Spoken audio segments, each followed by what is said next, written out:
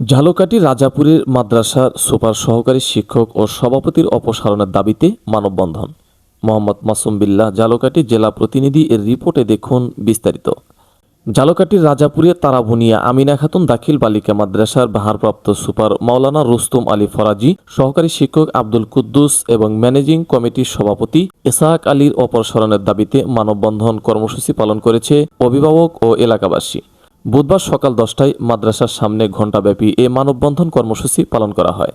মানববন্ধনে বক্তারা অভিযোগ করে জানায়, ভারপ্রাপ্ত সুপার ও শিক্ষকদের ব্যক্তিগত সুবিধা ও শূন্য পদে নিয়োগ দিয়ে অর্থ হাতিয়ে নেওয়ার জন্য গোপন প্রতিষ্ঠানের শিক্ষক আব্দুল কুদ্দুসের আপন ভাইকে মাদ্রাসার সভাপতি বানিয়েছে।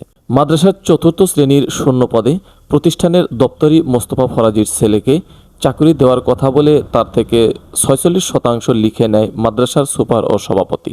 জমি নেওয়ার পরে তাকে চাকরি না দিয়ে মোটা অঙ্কের টাকার বিনিময়ে সভাপতির ঘরে বসে রাতে আধারে তার আপন ভাইয়ের ছেলে আবদুল্লাহকে নাম মাত্র পরীক্ষা নিয়ে 4র্থ শ্রেণীর কর্মচারী পদে নিয়োগ দিয়েছে। এখন দপ্তরি মোস্তফা ফরাজির জমি কিংবা টাকা কোনোটাই ফেরত দিচ্ছেন না মাদ্রাসার ভারপ্রাপ্ত সুপার ও সভাপতি। মাদ্রাসা থেকে 15 থেকে 20 জন ছাড়া কোনো ছাত্র নেই। শিক্ষক কর্মচারীরাও ঠিকমতো মাদ্রাসায় আসে না। মাদ্রাসার শিক্ষক ফারজানা বরিশালের স্থায়ী বাসিন্দা, তিনি নিয়মিত মাদ্রাসায় আসেন না। মাদ্রাসার ভারপ্রাপ্ত সুপার ও শিক্ষক কুদ্দুসকে ফারজানার বেতন থেকে কিছু অংশ দিয়ে ম্যানেজ করে নেয়।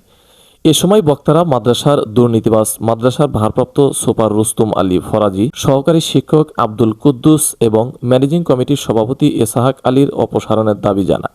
মানববন্ধনে বক্তব্য রাখেন মাদ্রাসার প্রতিষ্ঠাতা মাওলানা নুরুজ্জামান, মোস্তফা ফরাজি, আজিজ ও জুয়েল। শকুনদের হাত থেকে প্রতিষ্ঠান রক্ষা হোক এবং এদেরকে অপসারণ করে নতুনভাবে যেন এই প্রতিষ্ঠান আবার আগের মতো করতে পারি। আমি একজন মাদ্রাসার কর্মচারী। আমার বিগত মাদ্রাসার সমস্যার কারণে আমার কাছ থেকে 46% জায়গা রেজিস্ট্রি করে নিয়েছে, টাকা দেবে, কিন্তু টাকাটা দেবার কথা নেক্সট টাইমে দেয় নাই। এরপর বহুত আমার লাগে ই করিয়া আমি বিভিন্ন সময় উকিল নোটিশ করছি। উকিল নোটিশ করার পরও এরপর চাকরি দেবার কথা বলছে, বলে টাকা না দিলে চাকরি দেবে, কিন্তু আবার জানায়ও নাই কিছু।